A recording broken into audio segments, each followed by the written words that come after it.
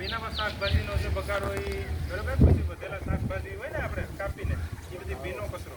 અને આ છે ને ઈ વેસ્ટ છે. ઈ વેસ્ટ એટલે હું ઇલેક્ટ્રોનિક વેસ્ટ. દાખલા તરીકે કોઈ લેમ્પ તૂટી ગયો પછી આપણે આલામાં મૂકી રાખીએ બરાબર, અથવા કોઈ બીજી કોઈ વસ્તુ ખરાબ થઈ ગઈ, સાફ ખરાબ થઈ ગઈ કાઢી ઈ વેસ્ટ.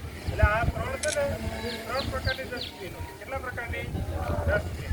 આમાં આપણે કલર નથી દીધો, બાકી સૂકો કચરો નાખવાનો હોય ને એમાં બ્લુ કલરની ડસ્ટબિન હોય. કેવી બ્લુ કલરની કચરાપેટી હોય ને એ સૂકો કચરો હોય. પછી લીલા કલરની કચરાપેટી હોય ને એમાં કયો શું નાખવાનો? ભીનો કચરો નાખવાનો બરાબર.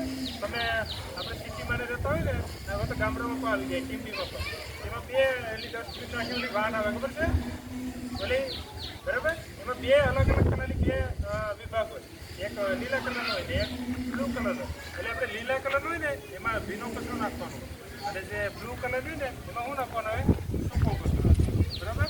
એનું કરવાનું કારણ શું છે કે 2 કચરા અલગ તારવી અને એના પાસે રિસાયકલિંગ અમુક કરવું, એટલા માટે તેને એ ઓલું કરે બરાબર. અને આ છે ને ઈ વેસ્ટ છે. ઈ વેસ્ટ એટલે આપણે ઇલેક્ટ્રોનિક વેસ્ટ.